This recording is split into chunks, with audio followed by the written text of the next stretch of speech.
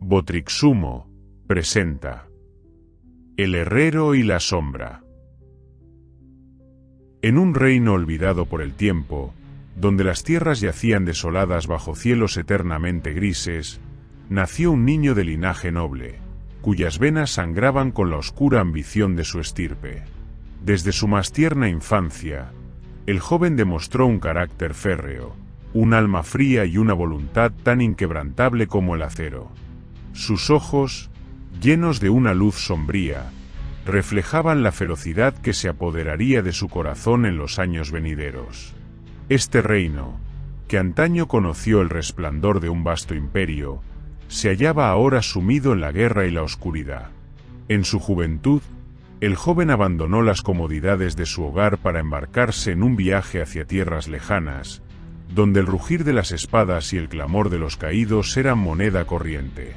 Se unió a los más fieros guerreros de la región, hombres endurecidos por la lucha, y se forjó como un líder temido y respetado, pues la brutalidad de su espada y la astucia de su mente lo elevaban por encima de todos.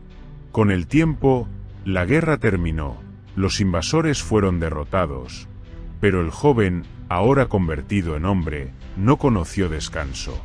En su regreso a las tierras que una vez fueron suyas, se encontró con un reino vacío de honor y tembloroso ante el poder de los enemigos extranjeros. El joven, que ya sentía arder en su interior una llama de furia incontrolable, juró que el reino caería bajo su puño. Fundó una hermandad secreta, forjando entre sombras un ejército imparable cuyo único propósito era despojar a la tierra de los forasteros y reescribir la historia con sangre y acero. Las huellas de su paso eran como una plaga que asolaba las aldeas y ciudades.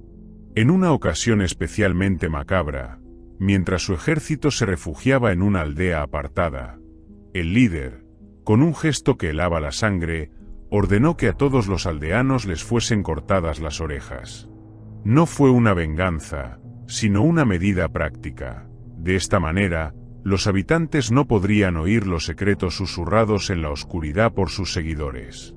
La cruel indiferencia con la que el joven ejecutaba sus actos se extendió como una sombra sobre el reino. Los cantos de horror comenzaron a llenar las noches, pues se rumoreaba que este hombre, cuyo nombre se convirtió en leyenda, había sellado su destino entre el terror y la muerte. Pasaron los años, y el malvado líder se convirtió en una figura inalcanzable, un espectro que acechaba desde sus fortalezas en los rincones más remotos de la tierra. No había cueva, castillo ni torre que pudiera ocultarlo para siempre, pero siempre lograba escapar de los más valientes caballeros que intentaban dar fin a su reinado de terror.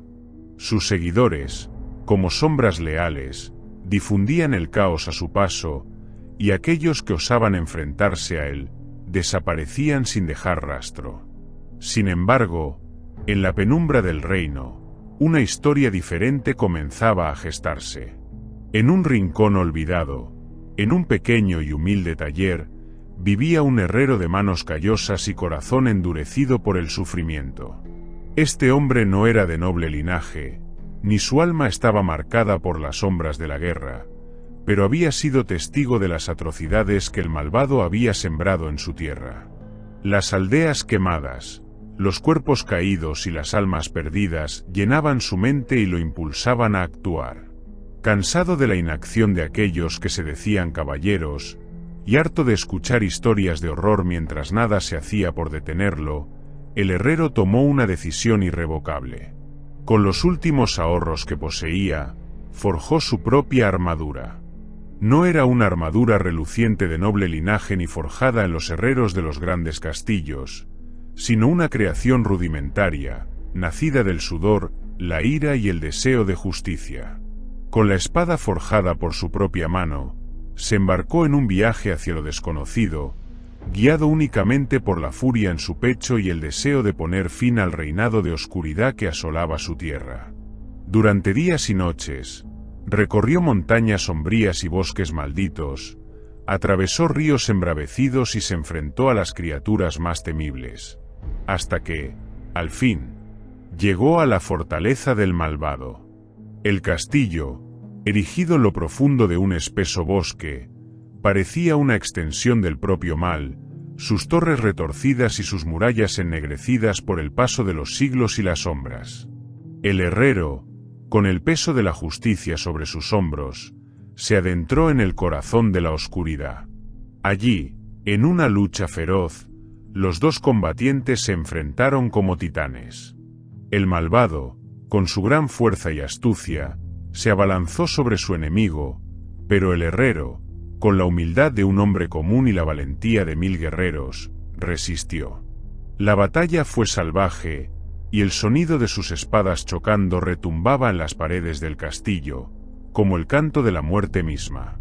Al final, el herrero, con una fuerza renovada por la justicia, asestó un golpe certero que acabó con el tirano, derribando su reinado de terror. La tierra tembló al caer el malvado, pero la victoria del herrero no trajo paz inmediata.